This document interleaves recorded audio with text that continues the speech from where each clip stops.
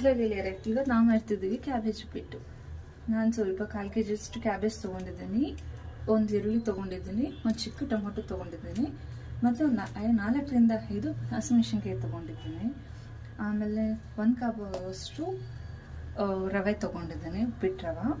ಆಮೇಲೆ ಒಗ್ಗರಣೆಗೆ ಏನೇನು ಬೇಕು, ಉದ್ದಿನ ಬೇಳೆ 2ರಿಂದ 3 ಸ್ಪೂನು, ಕಡಲೆ ಬೀಜ 2ರಿಂದ 3 ಸ್ಪೂನ್ ತೊಗೊಂಡಿದ್ದೀನಿ, 2 ಸ್ಪೂನ್ ಚಿಕ್ಕ ಸ್ಪೂನಲ್ಲಿ ಉದ್ದಿನ ಬೇಳೆ, ಆಮೇಲೆ ಕರಿಬೇವು, ಕೊತ್ತಂಬರಿ ಇಷ್ಟ ಹಾಕೋರು ಜಾಸ್ತಿ ಹಾಕ್ಕೊಂತಾರೆ, ಇಲ್ಲ ಸ್ವಲ್ಪ ಹಾಕೊಳ್ಳಿ. ನಾವು ಸ್ವಲ್ಪ ಜೋರಾಗಿ ಇಟ್ಕೊಳ್ಳಿ, ಹುರಿಬೇಕು.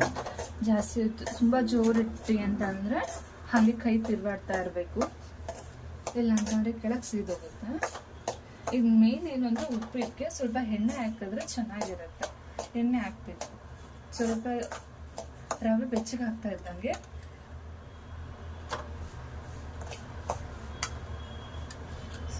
ಒಂದು ಸ್ಪೂನ್ ಅಷ್ಟು ಎಣ್ಣೆ ಹಾಕಿ, ಎಣ್ಣೆ ಜಾಸ್ತಿ ಅಂತೇನಿಲ್ಲ ನೋಡ್ಕೊಳ್ಳಿ, 1-2 ಸ್ಪೂನ್ ಹಾಕಿ ಟೇಸ್ಟ್ ಬರುತ್ತೆ ಹಾಕ್ತಾರೆ. ನಾವು ಯೂಶ್ವಲಾಗಿ ಈರುಳ್ಳಿ ಉಪ್ಪಿಟ್ಟು, ಬೆಳ್ಳುಳ್ಳಿ ಉಪ್ಪಿಟ್ಟೆಲ್ಲ ತಂದಿರ್ತೀವಿ. ಇವತ್ತು ಡಿಫ್ರೆಂಟ್ ಆಗಿ ವಿಭಿನ್ನವಾಗಿ ಮಾಡ್ತಿದ್ದೀನಿ ಕ್ಯಾಬೇಜ್ ಉಪ್ಪಿಟ್ಟು. ಸ್ವಲ್ಪ ಬಣ್ಣ ಚೇಂಜ್ ಆಗುತ್ತೆ, ಸ್ವಲ್ಪ ಬ್ರೌನ್ ಕಲರ್ ಆಗುತ್ತೆ.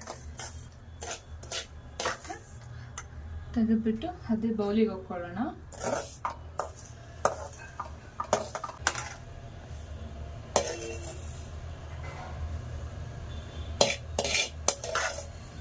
ಒಂದರಿಂದ 2ರಿಂದ 3 ಸ್ಪೂನ್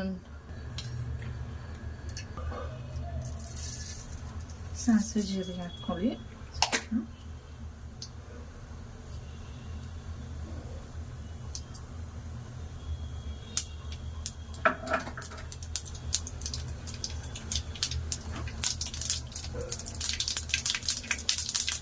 ಸ್ವಲ್ಪ ಸಣ್ಣ ಇಡಿ ಸಿಡಿಯುತ್ತೆ ಸಾಸಿವೆ ಹಾಕಿದಾಗ.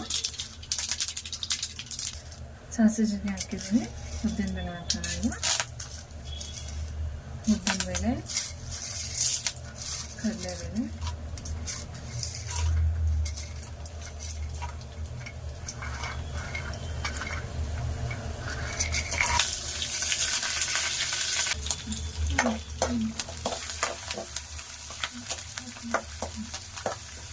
ಸ್ವಲ್ಪ ಮೆಣಸಿನ್ಕಾಯಿ ಫ್ರೈ ಆದಮೇಲೆ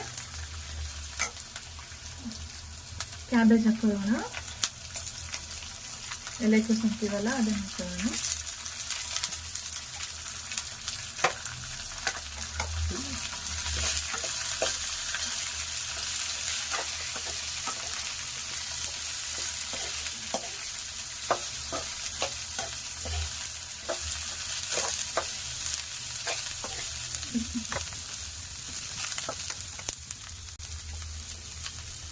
ನೆಕ್ಸ್ಟ್ ಈಗ ಈರುಳ್ಳಿ ಕಟ್ ಮಾಡಿ ಇಟ್ಕೊಂಡಿದ್ವಲ್ಲ ಅದನ್ನು ಹಾಕ್ಬಿಡೋಣ.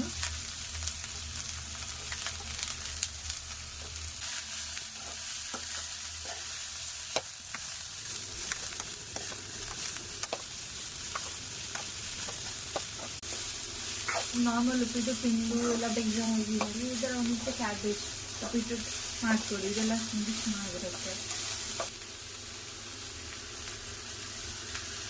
ಸ್ವಲ್ಪ ನಾನು ಟೊಮೊಟೊ ಹಾಕ್ತಿದ್ದೀನಿ, ಅವ್ರಿಗೆ ಟೊಮೊಟೊ ಇಷ್ಟಪಡಲ್ಲ ಉಪ್ಪಿಟ್ಟು ಅಂತ ಹೇಳೋದ್ರಿಂದ ಟೇಸ್ಟ್ ಇಟ್ಟರೆ ನಾನು ಇಷ್ಟು ಟೊಮೊಟೊ ಹಾಕ್ತೀನಿ.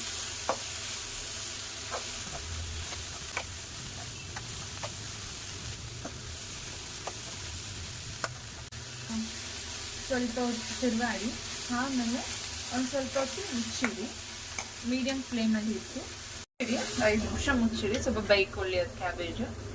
5 ನಿಮಿಷ ಆದಮೇಲೆ ಮುಚ್ಚಳ ತೆಗೀನಿ. ಈಗ ಕಲರ್ ಚೇಂಜ್ ಆಗಿದೆ, ಗೊತ್ತಾಗುತ್ತೆ ನೋಡಿ. ಈಗ ಅವೆಲ್ಲ ವೈಟ್ ಇತ್ತು, ಈಗ ಸ್ವಲ್ಪ ಬ್ರೌನ್ ಕಲರ್ ಆಗಿದೆ, ಕಲರ್ ಚೇಂಜ್ ಆಗಿದೆ. 1 ಬಟ್ಲು ರವೆ ತೊಗೊಂಡಿದ್ದೀವಿ, ಅದಕ್ಕೆ ಗಟ್ಟಿಯಾಗಿ ಬೇಕು ಅಂದವರು 2 ಬಟ್ಲು ತೊಗೊಳ್ಳಿ, ತೆಳ್ಳಗೆ ಬೇಕು ಅಂದವರು 3 ಬಟ್ಲು ನೀರು ತೊಗೊಳ್ಳಿ.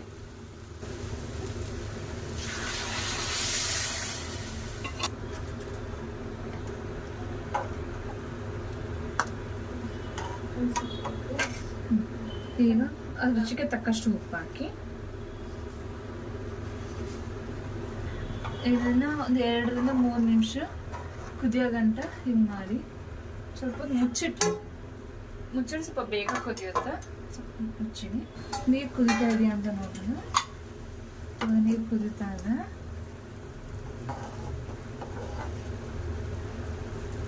ನೀರು ಕುದೀತಾ ಇದ್ದಂಗೆ ರವೆ ಹಾಕೋಬೇಕು.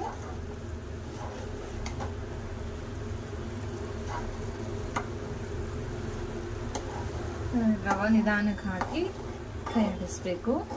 ಹಾಗೆ ಬಿಟ್ಬಿಟ್ರೆ ಗಟ್ಟಿ ಆಗಿಬಿಡುತ್ತೆ ಬೇಗ. ಗಂಟಾಗೋದ್ರೆ ತಿನ್ನಕ್ಕಾಗೋದಿಲ್ಲ. ಸೊ ರವೆ ಹಾಕ್ತಿದ್ದಂಗೆ ತಿರ್ವಾಡಬೇಕು.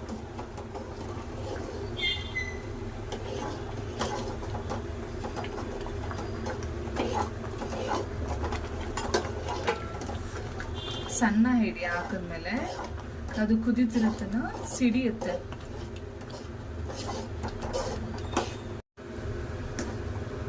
ನೀರು ಹಾಕಿ ಸ್ವಲ್ಪ ಹೊತ್ತು ರವನ್ನ ಎಲ್ಲ ಮಿಕ್ಸ್ ಮಾಡಬೇಕು. ಒಂದು 2 ನಿಮಿಷ ಮುಚ್ಚಿಡಿ. ರವೆ ಸ್ವಲ್ಪ ಅಳ್ಳಬೇಕು.